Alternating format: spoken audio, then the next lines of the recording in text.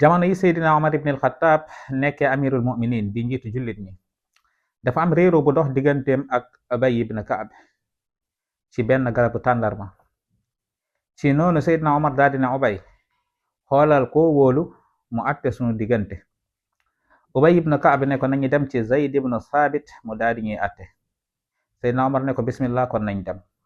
naka ñu demee kër Zayd ibn Thabit ngir mu àtte leen, ba ñu agsee rek Zayd ibn Thabit daal di yëkkati tooguwaay bi mu toogoon ne amirul mu'minin Seydina Omar toogal fii. ndeysaan Seydina Omar daal di mer, daal di gëdd Zayd ne ko jeng nga te tàmbalee ko. man ñëw ma fi tey en tant que amirul mu'minin waaye dama fee ñëw en tant que benn waay ju jot ak benn waay nga war ñoo àtte. sama mbubbug président, sama mbubbug njiitu jullit ñi simmi naa ko ci biti. te jamono ji Seydina Omar ibn al-Khattab moom moo yilif Zayd, yilif Ubay ibn Ka'b, yilif mboolem jullit ñi, moo nekkoon président de la république. subhanallah, waaye mu am oyof ak maanute gu toll ni bugul benn ngëneel feeñ digganteem ak ki nga xam ne moom la jotee. mbokk, li ngay jàngee ci lii mooy yonent bi alayhi salaatu wasalaam ku mën a defar la, moo defar saxaaba yi ba saxaaba yi àgg fii.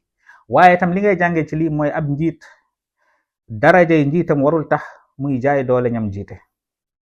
ndeysaan noonu la Seydina Omar ibn al-Khattab ak Ubay ibn Ka'b ku nekk ndeysaan daal di jël garab gi ne ko may naa, ne ko sa morom may naa la ko.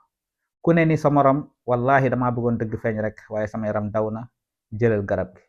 noonu lañ mujjee bàyyi garab gi daal di nekk sadaqa, daal di nekk sarax, kenn ci ñoom jëlu ko. mbokk, fii la saxaaba yi tolloon ci maandute ak ragal yàlla. ngal la nañ leen roy ci maandute gi, te it war na bépp njiit mu roy leen ci xeetu maandute gi nu mel. wasalaamu aleykum wa rahmatullahi wa barakaatu.